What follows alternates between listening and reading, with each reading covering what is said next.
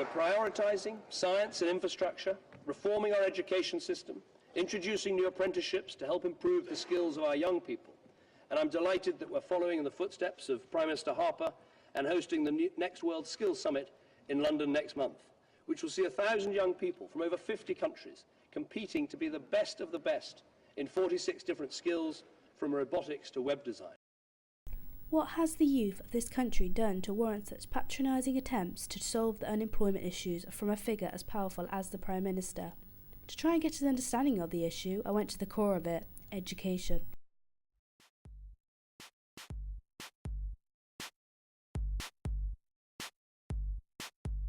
A recent article that became the main inspiration why I thought the issue was major was when it became apparent that Nick Clegg thought it was time to do something about young teenagers' unemployment.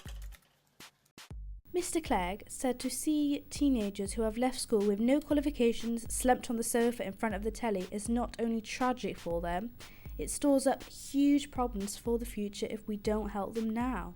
He said it was also about getting crucial early years in the child's life at school right to save on so much heartache later.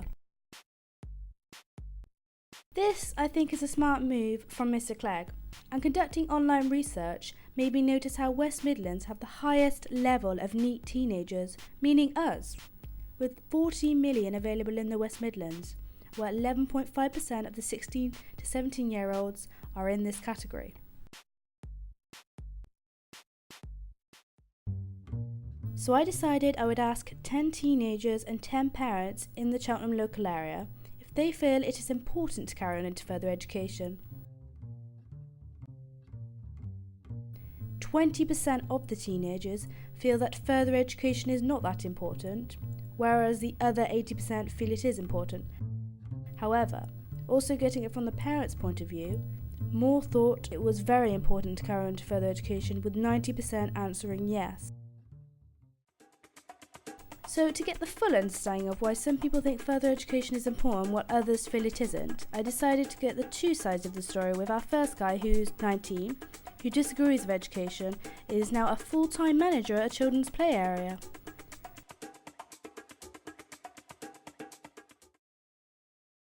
Do you feel that education is important? No.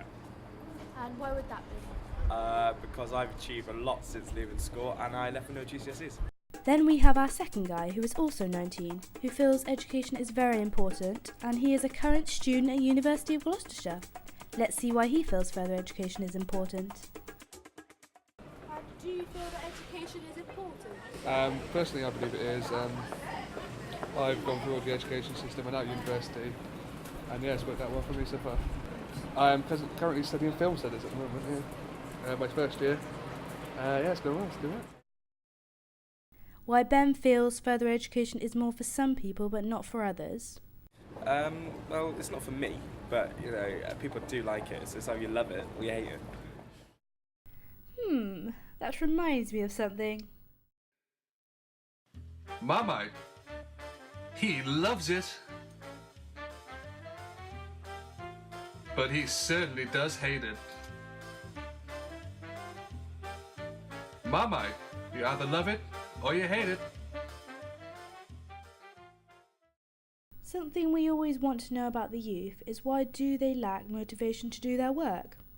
Let's see what Jack thinks of it. I think it's largely to do with their surroundings, like a teacher quality, and probably to do with their social groups and who they're friends with and who they aren't friends with, to be honest. Yes, good point, Jack. We always have stereotypical social groups in school that affects our motivation.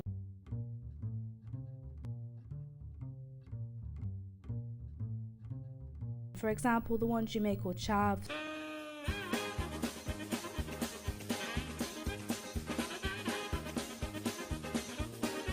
or the ones you may call nerds,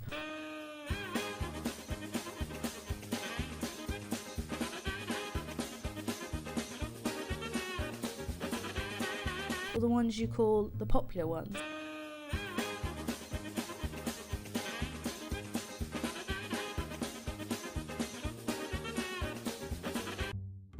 Then we have the subcultures like the emos, the goths, the skaters, the ghetto peeps.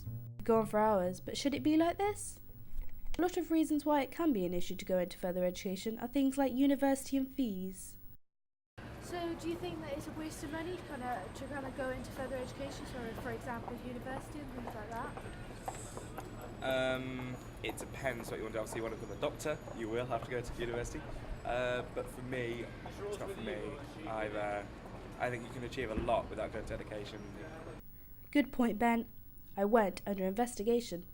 I've just been looking online. I've actually been finding a few celebrities, and one that I thought was quite interesting, that he left school with no GCSEs, and that was Richard Branson, and probably not many people know that. He left school when he was 16.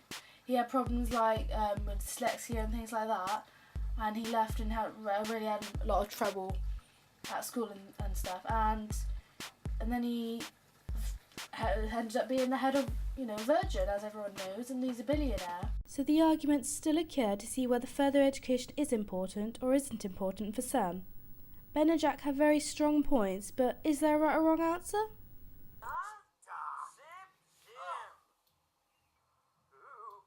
I thought it might be interesting to ask them where they would like to be in 10 years' time, job-wise. Job-wise, probably the same job. I'm earning quite a lot at the moment. I'm on like 30k a year, quite a bog standard job, enjoying it. That's probably the same what I'm doing.